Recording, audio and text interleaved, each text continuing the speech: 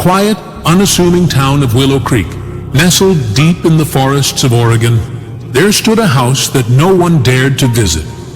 It wasn't just any house. Locals called it the Bare Toits.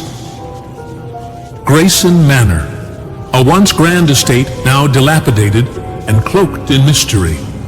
For decades, whispers of eerie happenings, strange noises, and shadowy figures kept the curious away.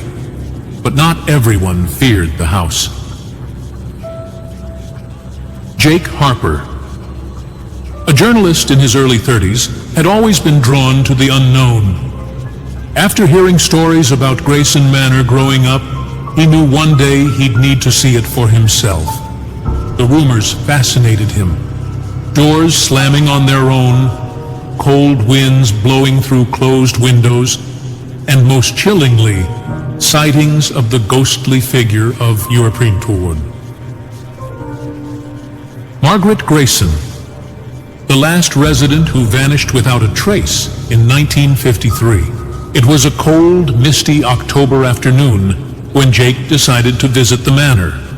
Armed with only a flashlight, a notebook, and a camera, he approached the property. The house loomed ahead, its windows broken, and the paint peeling off the weathered wood. The once beautiful gardens were now overgrown with thorny bushes, and the gate creaked ominously as Jake pushed it open.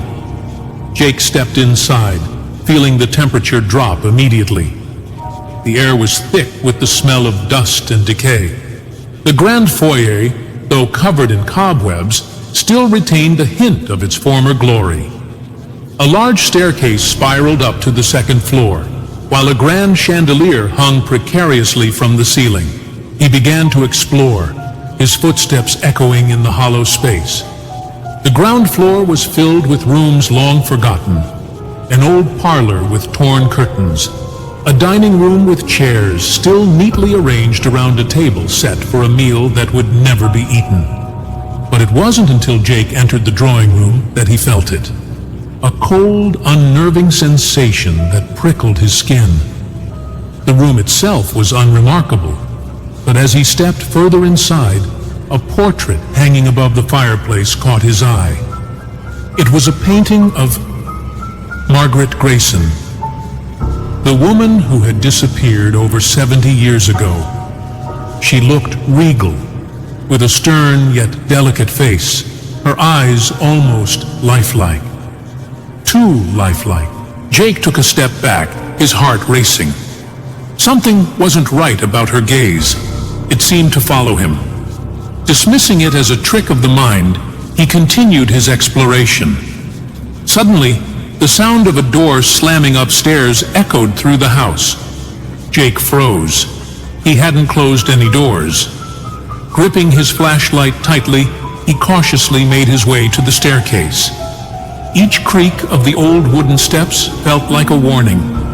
He reached the second floor and found a long hallway lined with bedrooms.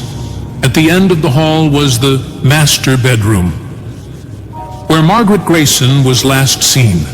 According to the town's legend, Margaret had locked herself in this room the night she disappeared. No one knew why she had isolated herself, or why, after that night, she was never seen again. Jake pushed open the door and stepped inside. The room was eerily preserved, as if frozen in time. Dust-covered furniture filled the space, but what immediately drew his attention was the large four-poster bed. Its sheets were undisturbed, neatly tucked in, as if waiting for someone to return. Suddenly, the door behind him slammed shut, sending a gust of wind through the room. Jake's flashlight flickered, plunging him momentarily into darkness. His heart pounded, and he fumbled with the light until it steadied. When he looked up, something had changed. The air had grown icy, and the room felt oppressive, as if the walls were closing in. And then he heard it. A whisper, faint, almost indiscernible at first, but growing louder. It wasn't just one voice, it was many, overlapping, filling the space with a chorus of indistinct words. "Who's there?"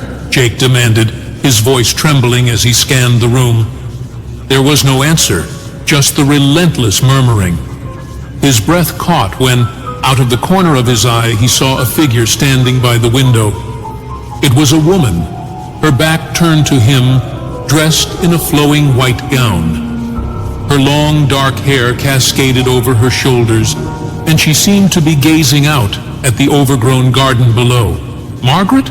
Jake whispered, his voice barely audible. The woman didn't move. Jake took a cautious step forward, his hand outstretched. As his fingers brushed her shoulder, the figure vanished, leaving behind only a cold gust of air. Panic surged through him. He backed away toward the door, but it refused to budge, as if held shut by some unseen force. The whispering grew louder, more urgent, and the room began to shake. Books fell from shelves, the chandelier overhead swayed, and the temperature dropped further. Jake's breath came out in frosty clouds as he desperately tried to force the door open. Then a voice, clearer than the rest, rose above the chaos. "Help me."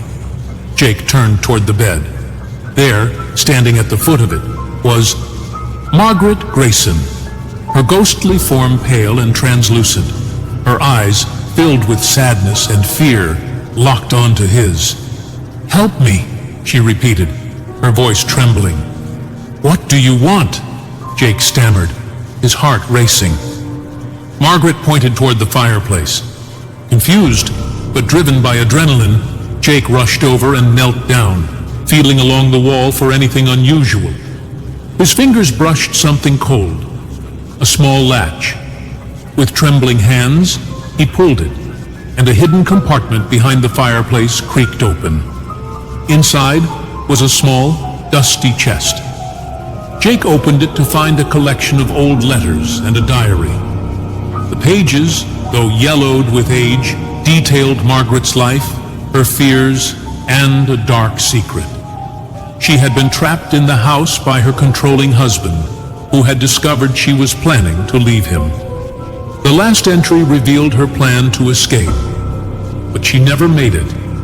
Her husband had locked her away, and her ghost had been searching for someone to uncover the truth ever since. As Jake read the final words, the house grew still. The whispers faded, and the cold lifted.